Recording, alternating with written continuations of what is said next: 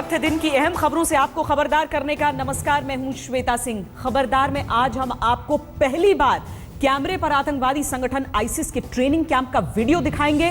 हम आपको पहली बार आईसिस के इंडियन आतंकवादी का कबूलनामा दिखाएंगे। यह खबर आप सिर्फ आज तक पर देख पाएंगे, लेकिन इसके लिए थोड़ा सा इंतजार आपको करना होगा, क्योंकि आज खबरदार में सबसे पहले हम राजस्थान के कोटा शहर में छात्रों की खुदकुशी के बढ़ते हुए कोटे का विश्लेषण करेंगे। कोटा शहर सपने बेचता है, सपना इंजीनियर बनने का, सपना डॉक्टर बनने का, सपना देश के बड़े से बड़े कॉलेज के एडमिशन टेस्ट में कामयाब होने का।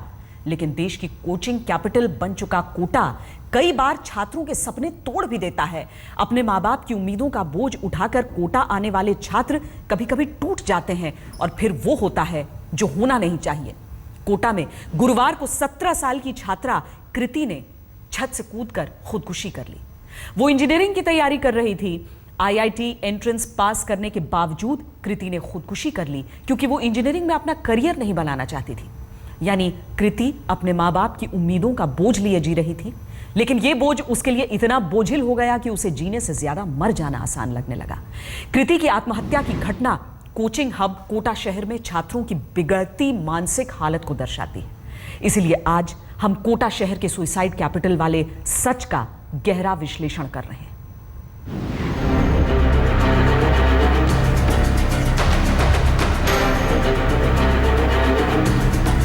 राजस्थान का शहर कोटा, जो अपने कोचिंग इंस्टीट्यूट्स की वजह से पूरे देश में छात्रों की पसंद बनकर उभरा। वो ही कोटा कोचिंग इंस्टीट्यूट्स की राजधानी के साथ साथ छात्रों के लिए बन गया है सुसाइड कैपिटल। 17 साल की कृति त्रिपाठी 2 साल से कोटा में आईआईटी एग्जाम की तैयारी कर रही थी। कृति ने आईआईटी का एग्जाम भी पास कर लिया था, लेकिन वो जिंदगी के एग्जाम में फेल हो गई और फिर कृति ने अपने अपार्टमेंट की 5वीं मंजिल से कूदकर आत्महत्या कर ली। दिल्ली की कीर्ति त्रिपाठी नाम की एक लड़की यहाँ वाइब्रेंट कोचिंग सेंटर में कोचिंग ले रही थी। वो पिछले 2 साल से यहीं थी। उसने अभी जेईई का एग्ज़ाम भी दिया था और उसको एग्ज़ाम को उसने क्वालिफाई भी किया। कल उसने हॉस्टल के 5वीं मंजिल से कूद गए और आत्महत्या कर ली। कृति के सुसाइड ने कोटा में पढ़ने वाले छात्रों के मन में पल रहे तनाव को एक बार फिर उजागर किया है। पुलिस ने कृति के कमरे से 5 पेज का सुसाइड नोट बरामद किया है, जिसमें कृति के सुसाइड की वजह पूरे विस्तार से लिखी है। सुसाइड नोट में कृति ने लिखा, आईआईटी मेंस का रिजल्ट आने के बाद पापा से मेरी बहस हुई। मैं इंजीनियरिंग को अपना करियर नहीं बनाना चाहती थी। मम्मी ने मुझे साइंस स्ट्रीम में एडमिशन दिलवा दिया, लेकिन फिजिक्स, केमिस्ट्री और मैथ्स में मेरी कोई रुचि नहीं थी। मैं साइंटिस्ट बनना चाहती थी और इसरो में काम करना चाहती थी। उस सुसाइड नोट में उसने काफ़ी कुछ बातें लिखी और उसमें ये माना है कि भाई मैं मानसिक रूप से इंजीनियर बनने के लिए तैयार नहीं थी। वो उसने कहा कि मेरे कुछ सब्जेक्ट्स थे जो मेरी पसंद के थे, उस क्षेत्र में मैं जाना चाह रही थी, परंतु चूंकि मेरे घर वाले चाहते थे कि मैं इंजीनियर ही बनूं, परंतु मेरी किस्मत में क्या था ये मैं नहीं कह सकती। काफ़ी कुछ बातें उसने लिखी। उन बातों से रिफ्लेक्ट होता है कि वो डिप्रेशन में थी और उसने ये भी लिखा है कि भाई काफ़ी कुछ लोग डिप्रेशन में थे, तो मैं ऐसी थी कि मैं उन लोगों को डिप्रेशन से बाहर आने में उनकी मदद करती थी, परंतु दुर्भाग्य के वो मैं मेरे केस में नहीं कर पाई। कृति ने सुसाइड कैसे किया ये बात ज्यादा मायने नहीं रखती। मायने ये रखता है कि कोटा में छात्रों का सुसाइड अब ट्रेंड बन चुका है। पुलिस के मुताबिक कोटा में औसतन हर महीने एक छात्र सुसाइड कर लेता है। कोटा में पिछले 5 सालों में कम से कम 72 छात्र सुसाइड कर चुके हैं। ऐसा इसलिए है क्योंकि देश भर के लाखों छात्रों के लिए कोटा अपने सपनों को पूरा करने का शहर बन चुका है, लेकिन सपनों का टूट जाना सबसे खतरनाक होता है। कि बच्चों को जब सब्जेक्ट दिलाया जाता है तो बिना बच्चे की रुचि और अभिरुचि बिना देखे उसको सब्जेक्ट दिला देते हैं। वो बच्चे की रुचि क्या है, बच्चे की अभिरुचि क्या है, ये बिना जाने बच्चे को और माँ बाप अपनी इच्छाएं बच्चों में पूरा करने लग जाते हैं। तो वो ऐसे बच्चे कोप नहीं कर पाते और धीरे धीरे अग्रसर। कोटा में छात्रों की बढ़ती सुसाइड की घटनाओं ने फिल्म 3 इडियट्स के एक डायलॉग को ब्रह्म वाक्य में बदल दिया है। वो बेवकूफ सोच रहे हैं कि इधर प्रेशर पड़ने की वजह से मर गया, और पिछले 4 साल से जो यहां प्रेशर पड़ रहा है उसका क्या? वो तो रिपोर्ट में है नहीं सर। ये इंजीनियर्स बड़े चालाक होते हैं सर। ऐसी कोई मशीन ही नहीं बनाई जो यहां का प्रेशर नाप सके। बनाते तो पता चल जाता कि ये सुसाइड नहीं मर्डर है सर। वैसे अगर सच में दिमाग का प्रेशर नापने वाली कोई मशीन बन जाए तो आधे से ज्यादा भारतीय इस टेस्ट में फेल हो जाएंगे, जिसमें शायद छात्र ही सबसे ज्यादा होंगे। संजय वर्मा, कोटा, आज तक। राजस्थान का कोटा शहर देश की कोचिंग कैपिटल के नाम से मशहूर हो चुका है, लेकिन अब कोटा छात्रों के लिए सुसाइड कैपिटल के नाम से भी कुख्यात होता जा रहा है। कोटा पुलिस के मुताबिक पिछले 5 सालों के दौरान कोटा में कम से कम 72 छात्रों ने सुसाइड कर लिया। यानी कोटा में हर महीने औसतन 1 छात्र सुसाइड कर लेता है। साल 2014 में कोटा में 14 छात्रों ने खुदकुशी की थी। साल 2015 में यह आंकड़ा 15 से ज्यादा रहा। देश का कोचिंग हब बन चुके कोटा में छात्रों की आत्महत्या के ये आंकड़े बेचैन कर देने वाले हैं। कोटा शहर में 200 से ज्यादा कोचिंग सेंटर्स हैं। प्रत्येक छात्र कोचिंग सेंटर की औसत फीस सालाना 50,000 से 1 लाख रुपए तक होती है। कोटा में कोचिंग सेंटरों का सालाना बिजनेस करीब 2000 करोड़ रुपए का है। कोटा के कोचिंग सेंटर्स सालाना करीब 130 करोड़ रुपए का टैक्स भरते हैं। परीक्षाओं की तैयारी के लिए हर साल 1.25 लाख छात्र कोटा में कोचिंग सेंटरों में एडमिशन लेते हैं। कोटा के कोचिंग सेंटरों से तैयारी करने वाले करीब 25% छात्र पहली की कोशिश में परीक्षा पास कर लेते हैं, लेकिन बाकी बचे 75% छात्रों में से कई अपने सपने टूटने पर खुदकुशी जैसा बड़ा और भयानक कदम उठा लेते हैं, जैसा कि कृति ने किया। लेकिन कोटा अकेला नहीं है जहां छात्रों की सुसाइड की घटनाएं आम हो चुकी हैं। पूरे देश में छात्रों की सुसाइड की घटनाएं आए दिन सुनने में आ जाती हैं। केंद्र सरकार की accidental deaths and suicides in India नाम रिपोर्ट के मुताबिक परीक्षा में फेल होने की वजह से रोजाना 7 छात्र आत्महत्या कर लेते हैं। निम्हांस की स्टडी के मुताबिक कॉलेजों में पढ़ने वाले 11% छात्रों ने एग्जाम प्रेशर की वजह से कभी न कभी सुसाइड की कोशिश की है, जबकि स्कूलों में पढ़ने वाले 7 से 8% छात्र पढ़ाई के तनाव के चलते आत्महत्या की कोशिश कर चुके हैं। एनसीआरबी के मुताबिक भारत में आत्महत्या की 6.1% घटनाओं में मरने वाला छात्र होता है। हर 90 मिनट में एक छात्र आत्महत्या की कोशिश करता है। लेकिन मानसिक तनाव सिर्फ छात्रों को नहीं होता, ये किसी भी इंसान को हो सकता है, किसी भी उम्र में हो सकता है। गरीब को भी हो सकता है, अमीर को भी हो सकता है, और भारत की तो 20% आबादी मानसिक तनाव में है। भारत सरकार की स्टडी के मुताबिक भारत के 26 करोड़ लोग डिप्रेशन के शिकार हैं। यानी हर 5 में से 1 भारतीय मानसिक तनाव से जूझ रहा है। स्टडी के मुताबिक 80% मरीजों को पता ही नहीं होता कि उन्हें डिप्रेशन की बीमारी है। विश्व स्वास्थ्य संगठन के मुताबिक भारत दुनिया का सबसे डिप्रेस्ड यानी तनावग्रस्त देश है। भारत में 15 से 35 साल के लोगों की 50% आत्महत्या की वजह मानसिक तनाव होता है। लेकिन यह जानकर आपको दिमाग को तेज धक्का लगेगा कि 2014 की रिपोर्ट के मुताबिक भारत में हेल्थ बजट की 1% से भी कम रकम मेंटल हेल्थ के क्षेत्र में खर्च की जाती है। देश में केंद्र सरकार द्वारा चलाए जाने वाले सिर्फ 3 मेंटल हेल्थ इंस्टीट्यूट्स हैं, जबकि राज्य सरकारों द्वारा संचालित मेंटल हेल्थ इंस्टीट्यूट्स सिर्फ 40 हैं। देश भर के सरकारी अस्पतालों में मनोरोगियों के लिए 26,000 बेड उपलब्ध हैं। देश सरकारी अस्पतालों में मानसिक रोगों के डॉक्टरों की आधिकारिक संख्या सिर्फ 3,000 है। देश के सरकारी संस्थानों में सिर्फ 500 मनोवैज्ञानिक हैं, जबकि लोगों की मेंटल हेल्थ से जुड़े सामाजिक संगठनों की संख्या 400 है। बड़े दुख की बात है कि जिस देश की 20% आबादी मानसिक तनाव में है, उस देश में मानसिक बीमारियों के इलाज के लिए पर्याप्त सुविधाएं अब तक नहीं हैं। ये बात किसी भी भारतीय को तनावग्रस्त कर सकती है। ये हालात बदलने चाहिए। तनाव में खुदकुशी करते भारतीयों की खबर देखकर आपको भी डिप्रेशन होने लगा होगा, तो जरा सावधान हो जाइए, क्योंकि अब हम जो खबर आपको दिखाने वाले हैं वो आपके दिमाग को और ज्यादा तनावग्रस्त कर सकती है। राजस्थान की राजधानी जयपुर से सिर्फ 18 किलोमीटर दूर मंदबुद्धि बच्चों के लिए राज्य के सबसे बड़े अनाथालय में 12 दिन के अंदर ही 12 बच्चों की मौत हो गई। इन बच्चों की मौत की वजह कोई भी ठीक से नहीं बता सकता, लेकिन डॉक्टरों के मुताबिक बच्चों की मौत गंदा पानी पीने की वजह से हुई है। जो बीमारियां उसके बाद हुई हैं उसकी वजह से हुई है। मानवाधिकार आयोग ने अनाथालय प्रशासन को बच्चों की मौत पर जवाब देने के लिए नोटिस भेजा है। एक अनाथालय में 12 दिन में 12 बच्चों की मौत हो जाए और अनाथालय के अधिकारी अपनी जुबान पर ताला लगाए बैठे रहे, ऐसा कैसे हो सकता है? इसलिए आज तक की टीम 12 बच्चों की मौत की वजह पता लगाने के लिए अनाथालय पहुंची और फिर आज तक के कैमरे में अनाथालय के अंदर की जो तस्वीरें रिकॉर्ड हुई उन्हें देखकर आपको तेज मानसिक तनाव महसूस होने लगेगा।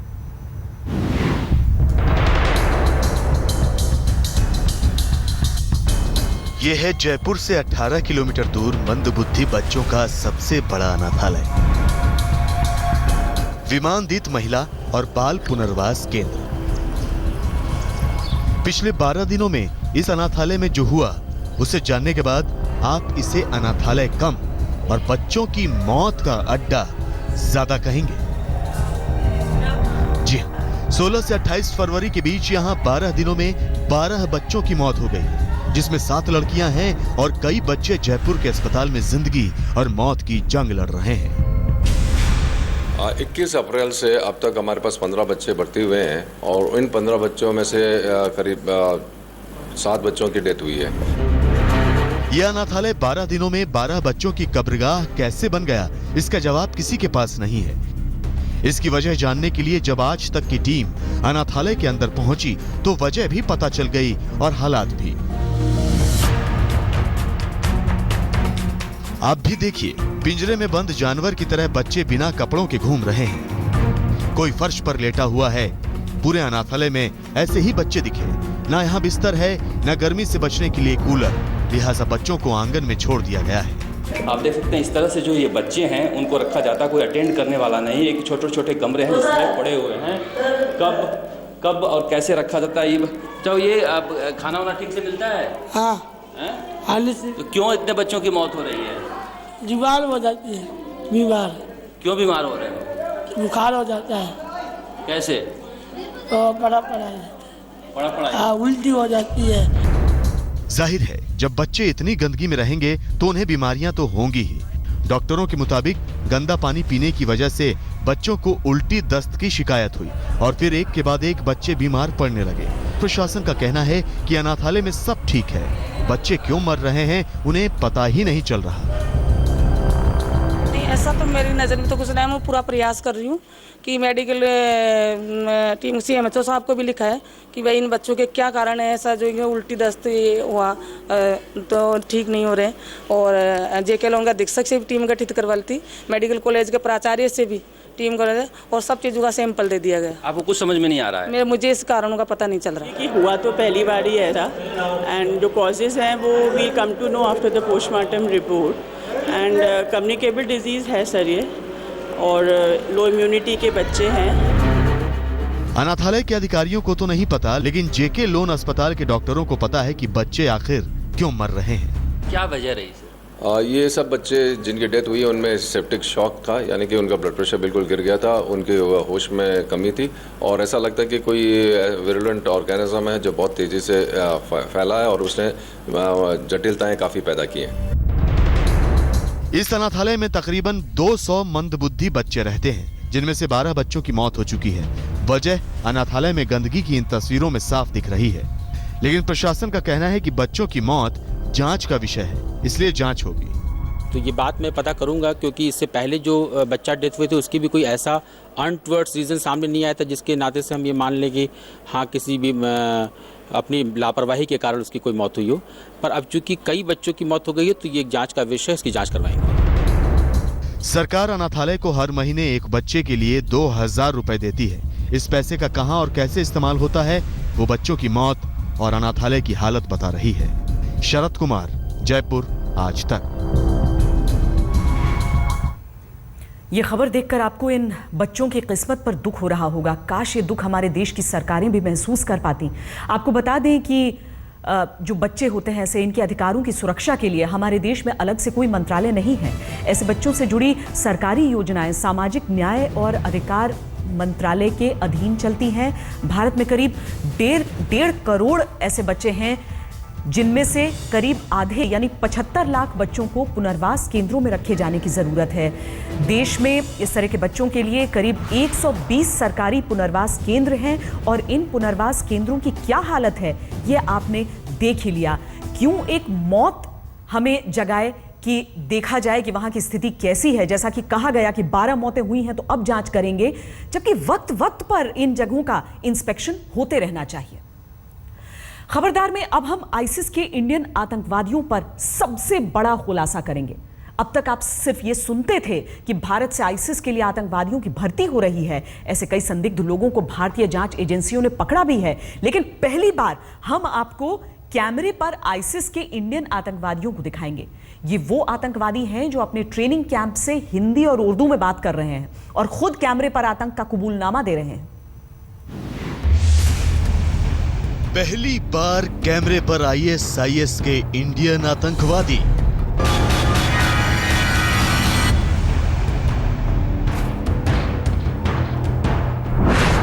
पहली बार कैमरे पर इंडियन आईएसआईएस के ट्रेनिंग कैंप।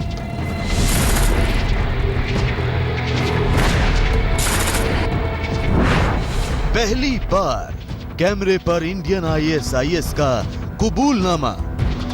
अल्लाह की जिहाद की तरफ निकलो और अल्लाह की इबादत करो। इंडियन आईएसआईएस पर आज तक का सबसे बड़ा खुलासा।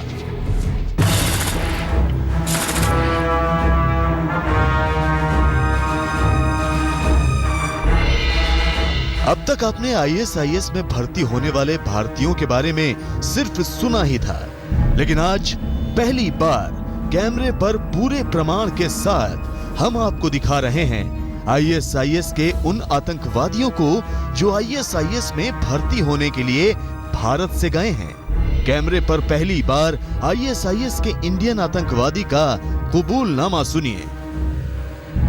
मुझे कोई ना भड़काया है और ना ही किसी ने जबरदस्ती की। मैं अपनी मर्जी से आया हूँ और इसी तड़प से मैं आया हूँ कि मैं अल्लाह से राजी हो जाऊँ, अल्लाह मुझसे राजी हो जाए। जिस आतंकवादी को अभी आपने देखा और सुना उसका नाम अनवर हुसैन है। अनवर हुसैन कर्नाटक के भटकल का रहने वाला है। देश भर की तमाम जांच एजेंसियों को अनवर हुसैन की तलाश है। आज तक को अनवर हुसैन का जो वीडियो हाथ लगा है उसे देखकर आपके होश उड़ जाएंगे।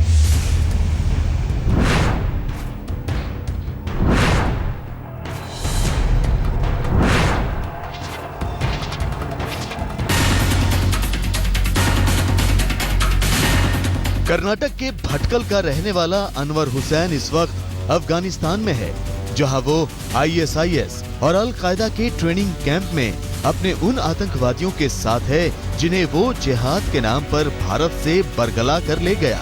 अनवर हुसैन भटकल से कैसे अफगानिस्तान पहुंच गया, खुद उसी से सुन लीजिए। जिहाद जो फर्ज है, इसके लिए मैं आया हूँ अम्मी और पापा। आप बिल्कुल इस चीज़ को ज़रा गौर से देखिए। अब हम यहाँ से हिजरत करके हम कहाँ से आए हैं, उसके बावजूद भी कभी भी हमें अल्लाह ने भूखा नहीं रखा। हमें अल्लाह ने अच्छे से अच्छा खाना खिलाया और अच्छे से अच्छे साथियों से हमें मिलाया कि हमें अल्लाह रब्बुल आलमीन जिहाद के मैदान में वो सारी चीज़ें जी जो दी गई अल्लाह सुब्हानहू तआला ने, जो अल्लाह सुब्हानहू तआला ने हमें वहाँ अच्छे दौलतमंद होने के बावजूद भी हम वो हासिल नहीं कर सके। देश भर की तमाम जांच एजेंसियों से वांटेड अनवर हुसैन का ये वीडियो आतंकी संगठन अंसार उत तौहीद ने अपने वेबसाइट पे डाला है। आतंक के आकाओं ने सोशल साइट्स के जरिए इस वीडियो को भेजकर हिंदुस्तान के कई लड़कों को भड़काने की कोशिश भी की है। अनवर हुसैन कर्नाटक के भटकल से दुबई नौकरी करने गया था, जहां 2013 के बाद उसका कहीं अता पता नहीं था। इंडियन मुजाहिदीन के चीफ यासीन भटकल की गिरफ्तारी के बाद जांच एजेंसियों को पता चला कि अनवर हुसैन अफगानिस्तान में है। अपनी यहाँ बात की जाती बस ये है कि मुझे कोई ना भड़काया है और ना ही किसी ने ज़बरदस्ती की। मैं अपनी मर्ज़ी से आया हूँ। हमें जिहाद का इल्म होने के बाद फिर भी हम हिजरत ना करें, यही सोचें कि हम कमज़ोर हैं, तो कमज़ोर ना अल्लाह है ना अल्लाह का दीन। ऐसे वीडियो के जरिए अनवर हुसैन जैसे आतंकवादी ISIS और अल कायदा के लिए जिहाद के नाम पर आतंक का प्रचार कर रहे हैं। जानकारों के मुताबिक इस तरह के प्रोपेगेंडा वीडियो से ही युवाओं को आसानी से भड़काया जाता है। ये एक प्रोपेगेंडा का टूल है, एडवर्टाइजिंग का टूल है, ये उसका इस्तेमाल किया जा रहा है, उससे ज़्यादा कुछ नहीं। लेकिन मुद्दा ये रहेगा, और जो मुद्दा है भारत के अंदर, इस तरीके का प्रोपेगेंडा एक छोटा सा सेक्शन है जिसको इफेक्ट ज़रूर कर रहा है, और इस तरीके के प्रोपेगेंडा को आपको काउंटर प्रोपेगेंडा उसका करना पड़ता है। इस वीडियो को अपनी वेबसाइट पर अपलोड करने वाले आतंकी संगठन जुनूद अल हिंद ने 2014 में सोशल साइट पर अनवर की सीरिया में लड़ाई के दौरान मौत का दावा भी किया था, लेकिन जांच एजेंसियां इसकी मौत पर अब तक मुहर नहीं लगा पाई हैं।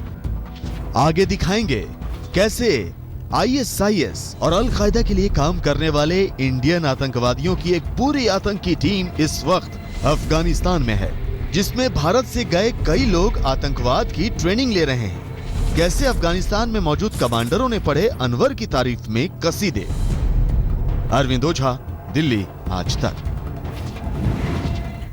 आईसिस के जिस इंडियन आतंकवादी अनवर हुसैन भटकल का वीडियो हमने आपको दिखाया है, उसमें वो अफगानिस्तान में ट्रेनिंग कैंप में बैठा दिख रहा है। उसके साथ कई और इंडियन आतंकवादी भी हैं जो आईसिस और अल कायदा के लिए भारत से भर्ती होकर गए हैं। कैसे ये आतंकवादी भारत से अफगानिस्तान पहुंचे और कैसे अफगानिस्तान में आईसिस और अल कायदा के कमांडरों के साथ ये ट्रेनिंग कर रहे हैं, ये भी कैमरे पर रिकॉर्ड है। कर्नाटक से दुबई और दुबई से अफगानिस्तान। आगे आगे देखो होता है क्या। अल्लाहू अकबर। अफगानिस्तान में ISIS की शुद्ध इंडियन ब्रांच।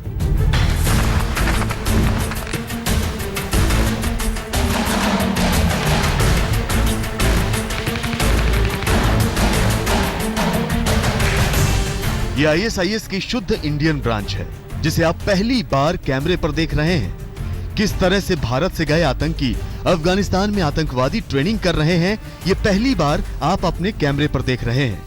ISIS और अल कायदा के लिए तैयार हो गए इन आतंकवादियों में सबसे बड़ा नाम सैयद अनवर हुसैन भटकल का है, जिसे आपने पहली बार कैमरे पर बोलते हुए सुना है।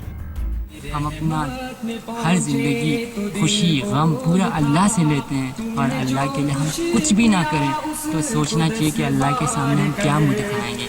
38 साल का अनवर हुसैन कर्नाटक के भटकल से दुबई पहुंचा था, जहां वो टैक्सी चलाने का काम करता था।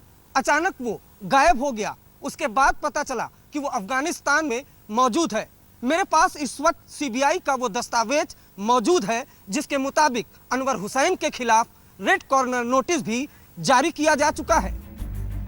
अनवर हुसैन और उसके जैसे कई आतंकवादियों की जांच एजेंसियों को तलाश है, जो ISIS और अल कायदा के लिए लड़ने के लिए भारत से गए हैं।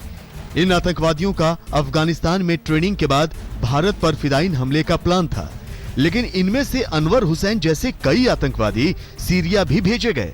आज तक का जो वीडियो मिला है, उसमें अफगानिस्तान का एक आतंकी कमांडर क्या कह रहा है, उसे भी सुन लीजिए। वो मुझसे अक्सर कहते थे कि अगर मेरी शहीदी कार्रवाई की तरतीब बन जाती है तो मैं हिंदुस्तान जाकर फिदाई करूंगा। अगर हिंदुस्तान की तरतीब नहीं बनी तो फिदाई यहीं करूंगा। जांच एजेंसियों के मुताबिक ISIS और अल कायदा ने इंडियन मुजाहिदीन से हाथ मिलाकर सीरिया और इराक के लिए भारत से आतंकवादियों की भर्ती करने के प्लान पर काम पहले से ही शुरू कर दिया था। भारत से भर्ती करने के लिए तमाम वीडियो के जरिए प्रोपेगेंडा किया जाता है, जिसमें धर्म और जिहाद के नाम पर भड़काने की कोशिश होती है।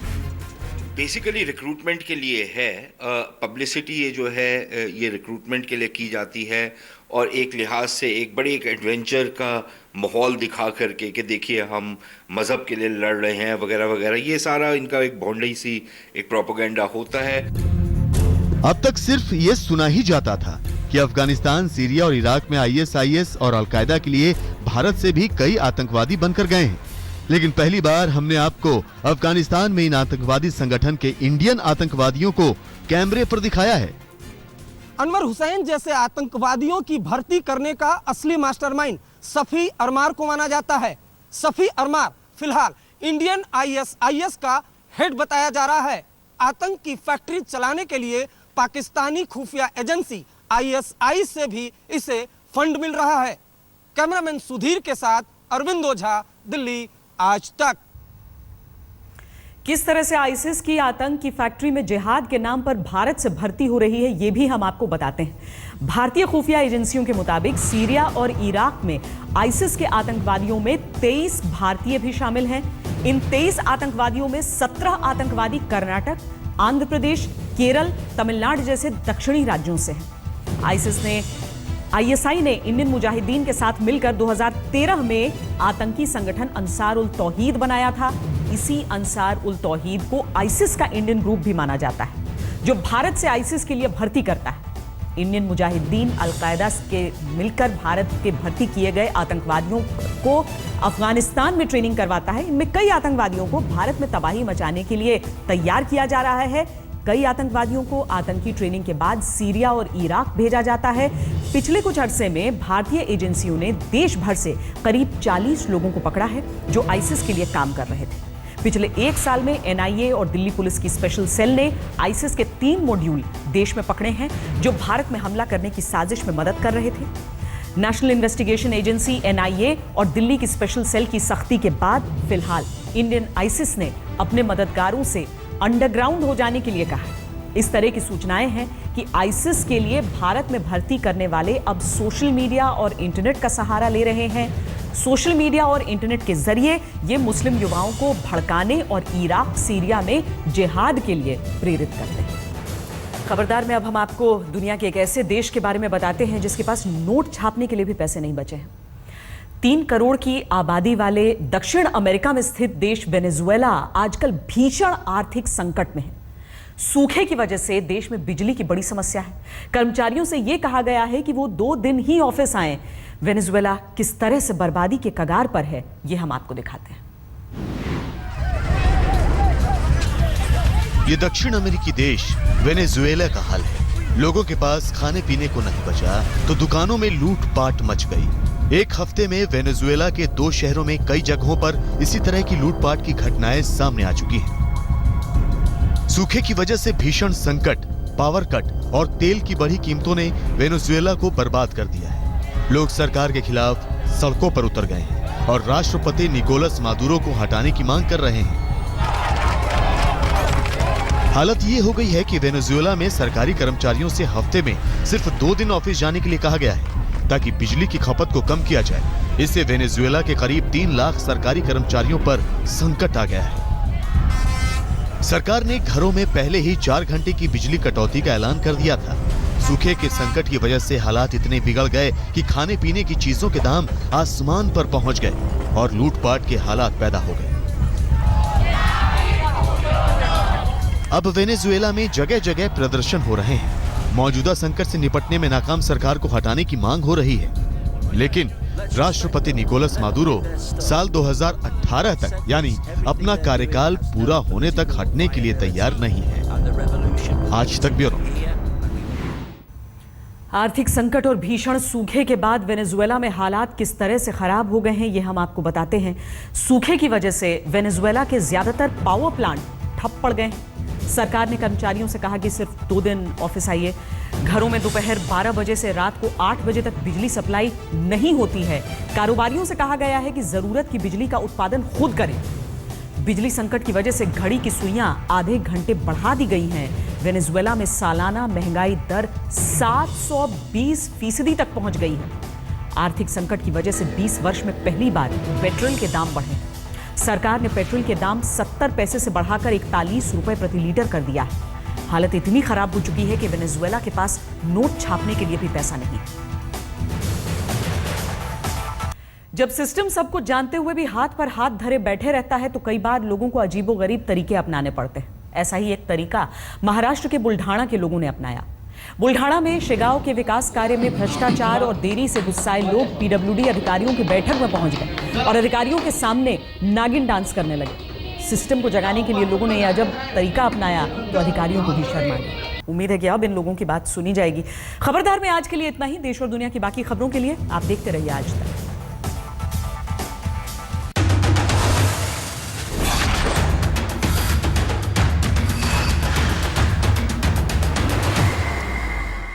बीजेपी नेता सुब्रमण्यम स्वामी इस वक्त हमारे साथ बातचीत करने के लिए मौजूद हैं। अब अगस्टा वेस्टलैंड को लेकर के आप किस तरीके से आगे बढ़ेंगे पार्लियामेंट के अंदर? पार्लियामेंट में तो हमने अभी दो मोशंस के लिए India and Shivan was excited about it. So yeah, here's Shivan with his review of the Huawei watch. You make a smartwatch look like an analog watch and you're sure to